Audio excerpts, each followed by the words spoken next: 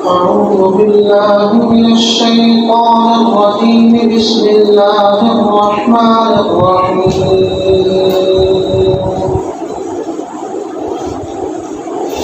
وإذا طلقتم النساء فبلغن أجلهن فأمسكوهن بمعروف أو سرحوهن بمعروف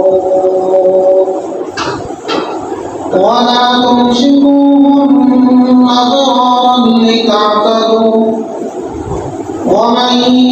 يفعل ذلك فقد ظلم نفسه ولا تتخذوا آيات الله هزوا واذكروا نعمة الله عليكم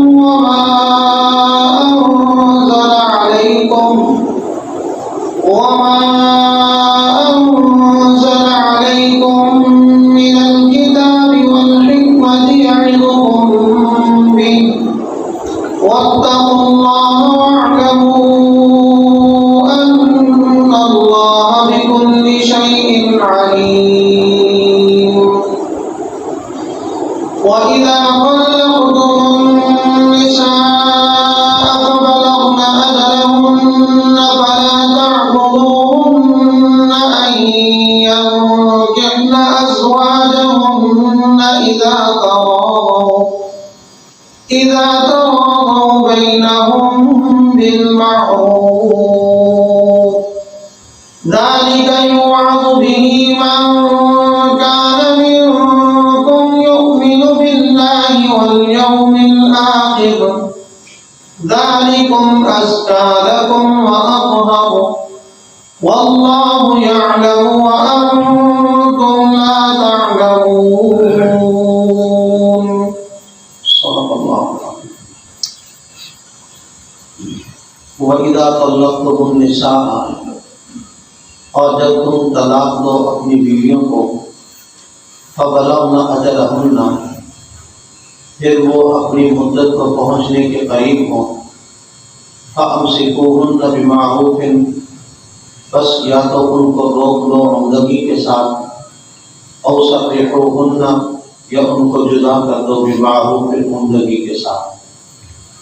وَلَا تُمْسِكُوهُنَّ اور انہیں نہ روکو ضرارا تکلیف پہنچانے کے لیے لِتَعْتَدُوا تاکہ تم زیادتی کرو وَمَن يَفْعَلْ ذَلِكَ اور جس شخص نے ایسا کیا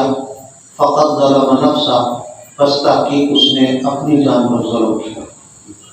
وَلَا تَتَّخِذُوا آیَاتِ اللَّهِ هُزُوًا اور نہ بناؤ اللہ تعالیٰ کی آیات کو ٹھٹھا اور مذاق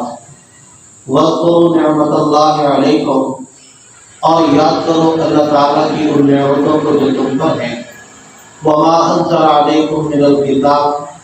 اور جو اس نے اتاری تمہارے اوپر کتاب والحکمہ اور حدیث سنت یعظکم بہ وہ نصیحت کرتا ہے تمہیں اس کے ساتھ واتقوا اللہ اور اللہ تعالیٰ سے ڈرو واعلموا اور جان لو ان اللہ بکل شیء علیم کہ اللہ تعالیٰ ہر چیز کو جاننے والے ہیں وَإِذَا طَلَّقْتُمُ النِّسَاءَ اور جب تم طلاق دے دو اپنی بیوی کو فَبَلَغْنَ أَجَلَهُنَّ پھر وہ پہنچ جائے اپنی مدت کو فَلَا تَعْضُلُوهُنَّ بس نہ روکو انہیں أَن يَنكِحْنَ أَزْوَاجَهُنَّ کہ وہ نکاح کر لے اپنے خاندوں سے اِذَا تَرَاضَوْا جب کہ وہ راضی ہوں بینہم آپس میں بالمعروف عمدگی کے ساتھ ذَلِكَ يُوعَظُ بِهِ اس کے ساتھ نصیحت کی جاتی ہے اس شخص کو من کان منکم جو کہ تم میں سے یؤمن باللہ اللہ پر ایمان رکھتا ہے والیوم الآخر اور آخرت کے دن پر ایمان رکھتا ہے ذَلِكُمْ أَزْكَىٰ لَكُمْ یہ تمہارے دلوں کے لیے زیادہ پاکیزگی کا باعث ہے وَأَطْهَرُ اور تمہارے جسموں کے لیے پاکیزگی کا باعث ہے واللہ یعلم اور اللہ تعالیٰ جانتے ہیں وَأَنْتُمْ لَا تَعْلَمُونَ اور تم نہیں جانتے گزشتہ چند دروس سے طلاق کے مسائل چل رہے ہیں کل کے درس میں اور سبق میں طلاق ثلاثہ کا مسئلہ بالتفصیل گزرا اور آج طلاق کے حوالے سے اللہ تعالیٰ نے چند آداب اور ذکر فرمائے۔ فرمایا کہ وَإِذَا طَلَّقْتُمُ النِّسَاءَ، جب تم لوگ اپنی بیویوں کو طلاق دے دو، فَبَلَغْنَ أَجَلَهُنَّ، پھر وہ اپنی مدت کو پہنچے۔ لغوی ترجمہ یہ بنتا ہے، مفسرین نے لکھا ہے کہ اس کا مطلب یہ ہے کہ وہ اپنی مدت کو پہنچنے کے قریب ہوں، یعنی عدت ختم ہونے والی ہو۔ چونکہ آگے رجوع کا حکم ہے، رجوع عدت کے ختم ہونے سے پہلے ہوتا ہے، عدت کے ختم ہونے کے بعد نہیں ہوتا، تو اس لیے ترجمہ کیا گیا کہ وہ اپنی عدت کے ختم ہونے کی مدت کو پہنچ رہی ہوں، تو پھر بھی ابھی اختیار باقی ہے، سوچ لو، روکنا ہے اچھے طریقے سے روک لو، اگر چھوڑنا ہے تو اچھے طریقے سے چھوڑ دو۔ دیکھیے اسلام ایک بہت خوبصورت دستور زندگی ہے۔ اللہ تعالیٰ نے نکاح کرنے کا طریقہ بھی ارشاد فرمایا اور طلاق دینے کا طریقہ بھی ارشاد فرمایا۔ عام طور پہ جو طلاق کا مسئلہ ہوتا ہے، یہ مسئلہ بہت جذبات میں ہوتا ہے، اور پھر جدائی کے وقت جب بیوی گھر چھوڑ کر جا رہی ہو تو اس موقع پر دشمنی اور عداوت انتہا پر ہوتی ہے، وہ اس کو نفرت کی نظر سے دیکھ رہی ہوتی ہے، یہ اسے نفرت کی نظر سے دیکھ رہا ہوتا ہے۔ اللہ تعالیٰ نے اس موقع پر بھی حسن سلوک کا حکم ارشاد فرمایا کہ حسن سلوک کرو، سرحوہن، جدا کرنا عمدہ طریقے سے۔ آج کل تو ہمارے ہاں دکان سے اگر چیز لے لی جائے، وہ واپس کرنے کے لیے جائے تو دکاندار کا مزاج تبدیل ہو جاتا ہے۔ پھر یہ نکاح کا جو معاملہ ہوا ہے، جب یہ باتیں سب ختم ہوگا تو آپ خود اندازہ لگائیے اس بات کیا ہوتا ہے۔ لیکن اسلام نے حکم یہ دیا ہے کہ اگر بیوی کو طلاق دے بیٹھے ہو اور تمہارا واقعی آگے بسانے کا ارادہ نہیں ہے، 3 مہینے تقریباً، کم از کم چونکہ 3 حیض میں، 3 حیض تک اس کو سوچ و بچار کرو، بیوی کو دکھاتی کرو۔ اب اگر پھر بھی پکا فیصلہ جدا کرنے کا ہی ہے تو فرمایا عمدہ طریقے سے۔ عمدہ طریقہ کیا ہے؟ عمدہ طریقہ اسلام نے یہ بتایا کہ ان دنوں میں بیوی کا خرچہ بند نہ کرے، اس کے کھانے پینے میں تنگی نہ کرے۔ جتنی دیر اس کی وجہ سے وہ آگے نکاح نہیں کر سکتی، اتنی دیر اس آدمی پر اس کے اخراجات کا حق بنتا ہے وہ جاری رکھے۔ اور دوسری چیز یہ سوچیں کہ میں نے اس کا مہر دے دیا تھا یا نہیں دیا تھا۔ اگر مہر اب تک نہیں دیا تھا اس کا انتظام کرے تو قرضہ اس کے سر ہے وہ بھی ادا کرے۔ اور پھر حضور اکرم صلی اللہ علیہ وسلم نے جو تعلیمات ارشاد فرمائی ان میں یہ ہے کہ جاتے ہوئے بیوی کو کچھ ہدیہ دے دے، کچھ پیسے نقد دے دے۔ تو کہا نے لکھا ہے یا کم از کم 1 سوٹ، قمیص شلوار اور دوپٹے پر مشتمل ہو، 3 کپڑے اسے ہدیے کے طور پر دے دے۔ دیکھیے یہ وہ وقت ہے جس وقت میں دونوں خاندانوں کی دشمنی کے عروج پر، جس وقت میں میاں بیوی کی نفرت بھی اپنی انتہا کو پہنچی ہوئی ہے، اگر ایک آدمی اس حسن سلوک کے ساتھ بیوی کو رخصت کر دے گا، یقیناً وہ زندگی بھر اس کے حسن سلوک کو یاد رکھے گی کہ واقعی کسی انسان کے ساتھ واسطہ کراتا ہے۔ تو فرمایا سرحوہن بالمعروف، رخصت کرنا ہے تو عمدہ طریقے کے ساتھ، لڑائی جھگڑے کے ساتھ نہیں، گالا گلوچ کے ساتھ نہیں، سابقہ زندگی کی کمی کوتاہی پر معذرت، حقوق رہتے ہیں کوئی مالی تو وہ ادا کرے، اور ساتھ جا کے کچھ گفٹ بھی دے اور اسے حسن سلوک سے اپنے گھر سے رسے۔ ہے بہت مشکل، لیکن ایسا کر کے دیکھیں، اللہ تعالیٰ زندگی میں وہ لطف اور سرور عطا فرمائیں گے۔ شریعت پر عمل کرنے کی وجہ سے جو انسان کو نصیب ہوتا ہے وہ نہ عمل کرنے والا اس کا احساس نہیں کر سکتا۔ اب فرمایا وَلَا تُمْسِكُوهُنَّ ضِرَارًا لِتَعْتَدُوا۔ اب دیکھیے 2 ہی شکلیں ہیں، یا تو رکھے گا یا چھوڑ دے گا۔ چھوڑنا ہے تو اچھے طریقے سے، فرمایا رکھنا ہے تو اس نیت سے نہیں کہ اس کو طلاق دے کر کیوں آزاد کروں، کہتے اس کو طلاق دے کر آزاد نہیں کرتا، اس کو رکھوں گا ساری زندگی، اس کو ذہنی حیثیت دوں گا، اس سے انتقام لوں گا۔ قرآن کا اس نیت سے نہ رکھیں۔ وَلَا تُمْسِكُوهُنَّ، نہ روکو ان کو اس نیت سے ضرارًا کہ ان کو تکلیف پہنچاؤ گے، لِتَعْتَدُوا کہ ان کے ساتھ تم حد سے تجاوز کرو گے، ظلم اور زیادتی کرو گے، فرمایا اس نیت سے نہیں۔ فَأَمْسِكُوهُنَّ بِمَعْرُوفٍ، اس لیے اس سے میں فرمایا روکنا ہے تو اچھے طریقے سے۔ تو کہاں نے لکھا اچھے طریقے کا کیا مطلب؟ سابقہ لڑائی کو ختم کرے، سابقہ رنجشیں دل سے نکالے اور سابقہ سارے معاملات پر یوں کہہ دیجیے کہ بالکل مٹا دے اور کہے کہ جو ہو گیا سو ہو گیا، ذہن سے نکال دے، ہم ایک نئی زندگی اور نئے سفر کا آغاز کرتے ہیں۔ اس طریقے سے سوچ کے چھوڑنا ہے تو سارے حقوق واجبہ کی ادائیگی کے بعد کچھ گفٹ دے کر اس کو رخصت کرے۔ اور ساتھ میں لا تمسکوہن ضرارا لتعتدوا، اس نیت سے نہ روکنا کہ اس کو تنگ کروں گا اور اس کے ساتھ حد سے تجاوز کروں گا۔ اور آگے فرمایا وَمَن يَفْعَلْ ذَلِكَ، جس نے ایسا کر لیا، بیوی رکھی ہوئی ہے، کہتے اس کو چھوڑنا نہیں ہے، اس سے میں زندگی میں اپنی زیادتیوں کے بدلے لوں گا، انتقام لوں گا۔ اور میں جس نے ایسا کیا فقط ظلم نفسہ، اس نے اپنے نفس پر ظلم کیا، اس لیے کہ اس پر ظلم کرنے کے بعد کیا اسے زندگی میں سکون اور چین مل جائے؟ یہ ممکن ہی نہیں۔ علماء نے لکھا ہے کہ ہر گناہ کی سزا آخرت تک مؤخر ہو سکتی ہے۔ ایک دو گناہ ایسے ہیں جن کی سزا دنیا میں ملتی ہے، ایک ماں باپ کی نافرمانی اور دوسرا کیا ہوا ظلم۔ ظلم کا انجام دنیا میں ہی دیکھنا پڑتا ہے، آخرت کے معاملات کو بدلنے اللہ تعالیٰ کیسے کرنا ہے۔ تو فرمایا فقط ظلم نفسہ، یہ سمجھے کہ اس کے اوپر بھی ظلم کر رہا ہے، اپنے اوپر ظلم کر رہا ہے، نتیجہ تک اس پر نکالیں گے۔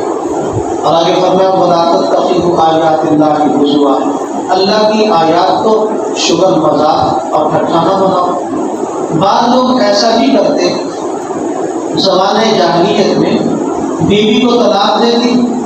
اب اس نے سمجھا کہ جان چھوٹنے لگی ہے، تنگ پہلے بہت کر رہا تھا، پھر جب عدت گزرنے کے قریب ہوئی تو کہنے لگا کہ میں نے تو طلاق نہیں دی، میں نے تو مذاق کیا تھا۔ ایک غلام ہے، اس کو آزاد کر دیا، سے تو آزاد ہے۔ اب ایک غلام کو آزادی کا لفظ سن کر کس قدر خوشی ہوگی، ساتھ ہی کہتی ہے میں نے مذاق کیا تھا۔ اسلام نے اس دستور کو تبدیل کیا، فرمایا طلاقن جدہن جد وہزلہن جد، تین چیزیں ایسی ہوں گی سیریس کہے گا تب بھی نافذ ہو جائے گی، مذاق میں کہے گا تب بھی نافذ ہو جائے گی۔ النکاح والعتاق والطلاق، فرمایا نکاح غلام کو آزاد کرنا اور طلاق دینا، یہ مذاق میں کہے تب بھی ہو جائے گا۔ اور ایک روایت میں النکاح والطلاق اور رجوع کے الفاظ ہیں کہ نکاح کر لے، طلاق دے دے یا طلاق سے رجوع کر لے، تو تینوں چیزیں جو ہے وہ مذاق میں ہو جاتی ہیں۔ لڑکی لڑکا آپس میں گپ شپ لگا رہے تھے اور کچھ لوگ بیٹھے سن بھی رہے تھے جو گواہی دے سکتے ہیں مستقبل کی، تو لڑکے نے لڑکی سے کہا یا لڑکی نے لڑکے سے کہا میں نے تیرے ساتھ نکاح کیا، اس نے کہا میں نے قبول کر دیا، یہ میاں بیوی ہو چکے ہیں۔ اب یہ کہیں کہ ہم نے مذاق کیا تھا، شریعت کہتی ہے مذاق نہیں ہے، لا تتخذوا آیات اللہ ہزوا، اللہ کے احکامات کو مذاق نہ کریں۔ اسی طرح کا لڑکے لڑکی نے آپس میں مذاق میں بیوی کو خاوند نے کہہ دیا جب تجھے طلاق دی، بعد میں کہ ہمارا تو مذاق ہو رہا تھا، تو یہ کون سا مذاق ہے جس میں تم نے شریعت کا استعمال کیا؟ جناب نبی کریم صلی اللہ علیہ وسلم نے ارشاد فرمایا طلاق ہو گئی۔ ہم بہت چھوٹے تھے، چونکہ ہمارے گھروں میں شروع سے دینی ماحول کا گفتگو ہوا کرتی تھی، اس دور میں کوئی میاں بیوی تھے کسی ڈرامے میں کام کرتے تھے اور تم نے رول بھی میاں بیوی کا ہی ملا، اور اس میں انہوں نے لڑائی کرنا تھا، لڑائی کر کے خاوند نے بیوی کو طلاق دے دی، اس نے دے دی۔ اس وقت ایک شور ہوا تھا اور سارے پاکستان کے مدارس اور مفتیان نے فتویٰ دیا طلاق ہو چکی ہے، لہٰذا ایک ہو گئی ہے رجوع کرنے، چونکہ طلاق جدہن جد وہزلہن جد، جناب رسول اللہ صلی اللہ علیہ وسلم نے ارشاد فرمایا تین چیزوں کا مذاق کرو تب بھی نافذ ہو جائیں گی، اگر سیریز کو ہو تب بھی نافذ ہو جائیں گی۔ اور فرمایا واذکروا نعمت اللہ علیکم، اللہ تعالیٰ کے جو تمہارے اوپر احسانات ہیں نا، ان احسانات کو یاد کیا کرو۔ ہمیشہ غلط فیصلے اس وقت ہوتے ہیں جب ہمیں اللہ تعالیٰ کے احسانات بھول جاتے ہیں۔ فرمایا وما انزل علیکم من الکتاب، اس احسان کو یاد کرو تو چھوٹا ہے کہ ہم تعالیٰ نے تمہارے اوپر ایک کتاب اتاری، اور پھر زندگی گزارنے کے لیے تمہارے پاس تمہارے نبی کی حدیث اور سنت ہے، یعظکم بھی جو تمہیں وعظ و نصیحت کرتی ہے۔ ظاہر ہے اگر ہماری زندگیوں سے اللہ نہ کرے اس کتاب مقدس کو نکال دیا جائے تو شاید جنگل کے جانور بھی اتنی بدترین زندگی میں گزارتے ہوں جتنی انسان گزارے۔ اور حقیقت ہے جو لوگ کتاب اللہ کو نہیں مانتے یورپ کی زندگی کو گزارتی دیکھ لیجیے ایک دفعہ نفسانی خواہشات کے لیے شاید جنگوں کے خنزیر اور کتے بھی اس طرح کی حرکتیں نہ کرتے ہوں جیسے وہ اشرف المخلوقات کہلانے والے کرتے ہیں۔ کیا حق ہے ایسے آدمی کو اشرف المخلوقات کہلانے کا جو اپنے خالق کو ماننے کے لیے تیار نہیں یا اپنے خالق کی ماننے کے لیے تیار نہیں؟ تو فرمائیے اللہ تعالیٰ کا بہت بڑا احسان ہے انسان کو انسان بننے کے لیے قرآن دیا ہے، انسان کو انسان بننے کے لیے تمہارے نبی کا فرمان دیا ہے۔ یعظکم بھی فرمایا ہم تعالیٰ اس کے ذریعے سے تمہیں نصیحت فرماتے ہیں۔ واتقوا اللہ، اللہ تعالیٰ سے ڈرو، وعلموا اور جانتے رہو ان اللہ بکل شیء علیم، اللہ تعالیٰ کو ہر چیز کا علم ہے۔ ایک اگلا مسئلہ طلاق کے حوالے سے ایک اور بیان فرمایا ہے۔ اس آیت کی شان نزول میں امام بخاری رحمۃ اللہ علیہ بخاری شریف میں ایک روایت لے کر آئے۔ ایک صحابی ہیں حضرت معقل بن یسار رضی اللہ تعالیٰ عنہ، والدین فوت ہو چکے تھے، ان کی بہن تھی، اس کا نام بعض روایات میں جمیلہ لکھا ہوا ہے، بعض میں جمیلہ لکھا، ویسے جمیلہ یہ لفظ عام طور پہ چلتا ہے، جمیلہ ان کی بہن کا نام تھا۔ تو ایک صحابی کے ساتھ دوسرے شخص کے ساتھ ان کا نکاح کر دیا، ابو البداع بعد نے ان کی کنیت دیکھی ہے۔ ابھی نکاح ہوا، کچھ عرصہ گزرا، بیوی سے کوئی اولاد وغیرہ نہیں ہوئی تھی، میاں بیوی کی نوک جھوک ہو گئی، گھروں میں ہو جاتی ہے، کوئی بات زیادہ بڑھ گئی، تو ابو البداع رضی اللہ تعالیٰ عنہ نے جمیلہ کو طلاق دیا۔ اب طلاق کے بعد مدت بھی گزرتی رہی، کوئی ذہن میں خیال نہیں آیا کہ ہمیں پھر سوچ لینا چاہیے، عدت گزر گئی۔ اب وہ بچی اپنے بھائی کے گھر میں حضرت معقل بن یسار رضی اللہ عنہ کے گھر میں آ گئی۔ لوگوں نے پیغام نکاح بھیجنا شروع کر دیا، ظاہر رشتے آنا شروع ہو جاتے، رشتے آنے شروع ہوئے۔ پھر ان کو احساس ہوا کہ بیوی تو وہ اچھی تھی، انہوں نے بھی اس کے بھائی کو پیغام نکاح بھیج دیا کہ میں دوبارہ نکاح کرنا چاہتا ہوں، غلطی کا احساس ہو گیا۔ اب وہ آگے سے بڑے غصے ہوئے، کہنے لگے کہ میں نے تیرے ساتھ اچھا معاملہ یہ کیا تھا کہ بہن کا رشتہ تمہیں دیا، اور تو نے میرے ساتھ یہ اچھائی کی کہ میری بہن کو طلاق دی، اور پھر تجھے طلاق دینے کے بعد پوری عدت میں یہ خیال نہیں آیا کہ رجوع کرنا۔ اب اس کے بیٹھے وہ رشتے آ رہے ہیں تو تمہیں بھی پیغام نکاح بھیج دیا، اور کہا خدا کی قسم تیرے ساتھ اپنی بہن کا نکاح نہیں کروں گا۔ اور دوسرے اتفاق یہ کہ حضرت جمیلہ کو بھی احساس ہو گیا تھا کہ بندہ تو بہت اچھا تھا، بعض دفعہ وقتی طور پر غصہ آ جاتا ہے، جذبات ابھر جاتے ہیں، تو وہ بھی چاہتی تھی پہلے خامد کے پاس چلی جاؤ، وہ بھی چاہتے تھے بیوی کو لے لو۔ اب ظاہر ہے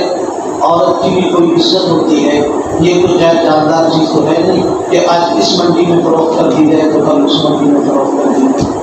اب عورت کے لیے مرد کی بنسبت شرم حیا کا معاملہ چل رہا ہے، اس نے سوچا چلو ایک خامد کے ساتھ تو نکاح ہوا، اس کے ساتھ تو سارے معاملات ہو گئے، اب دوسرے آدمی کو اس کے پاس جانا ظاہر ہے عورت کو اس میں مشکل ہوتی ہے، اس نے کہا پہلے ہی خامد ہو جائے، چلو یہ بہتر ہے۔ لیکن بھائی ہے، اب بھائی قسم کھا بیٹھا اس کا تجھے تو شرم ہوگا۔ اب بہنیں ایسے موقع پر مجبور ہو جاتی ہیں، تو ہمیشہ جو آدمی مبتلا ہے اسلام یہ کہتا ہے اس کی رائے کا بھی لحاظ کرو۔ حضور اکرم صلی اللہ علیہ وسلم نے یہاں تک جملہ ارشاد فرمایا الایّم احق بنفسها من بدیہها، کہ وہ بچی جو بالغہ ہے، بے نکاحی ہے، اس کا اپنے نفس پر اپنے بڑی سے زیادہ حق ہے۔ بچی سے بھی تو پوچھو، آج ہمارے معاشرے میں بہت جو بات چل رہی ہے دو انتہاؤں کے درمیان ہے، ماں باپ کا بس چلے وہ اولاد سے نہیں پوچھتے، اولاد کا بس چلے تو وہ ماں باپ سے نہیں پوچھتے۔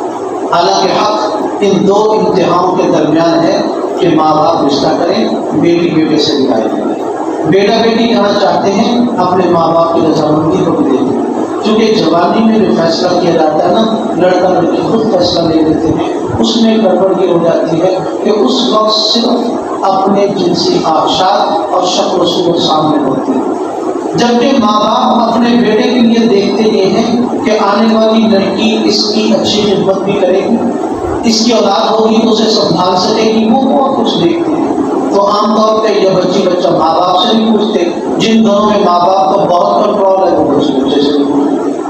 اب حضرت معقل بن یسار رضی اللہ عنہ نے قسم کھا لی، انہوں نے کہا اللہ کی قسم تجھے تو بہن کا رشتہ نہیں کرنا۔ اب بہن چاہتی تھی وہاں ہو جائے، اب کیا کرے؟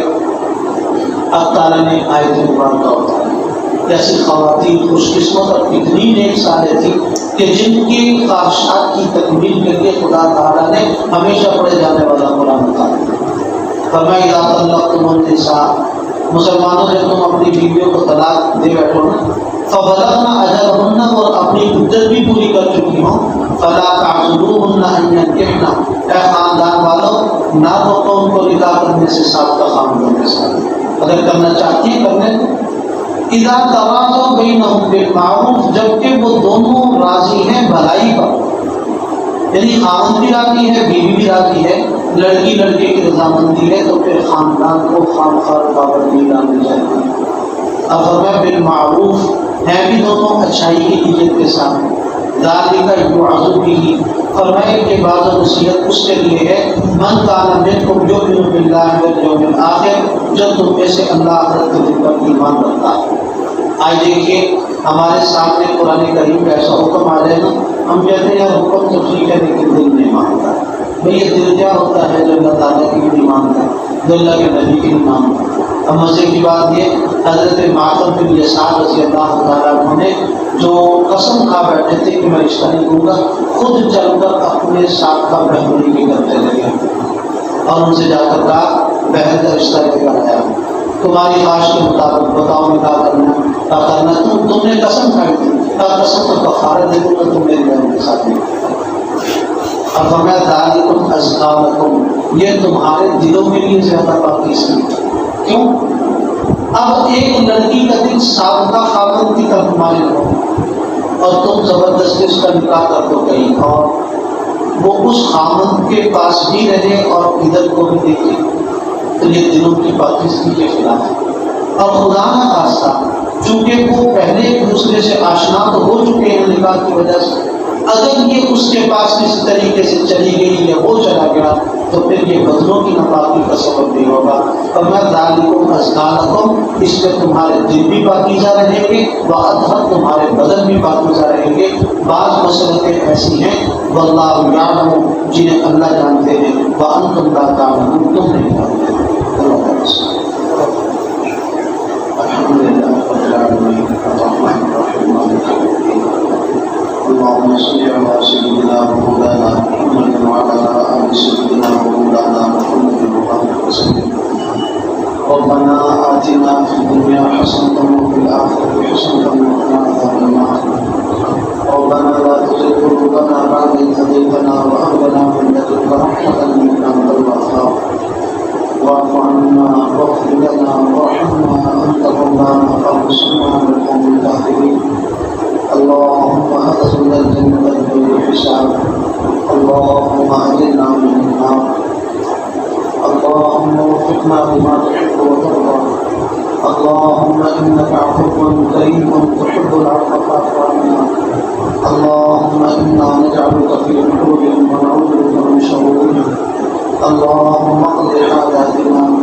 اللهم اشف مرضانا، اللهم اغفر لموتانا۔ صلی اللہ تعالیٰ علیہ وسلم محمد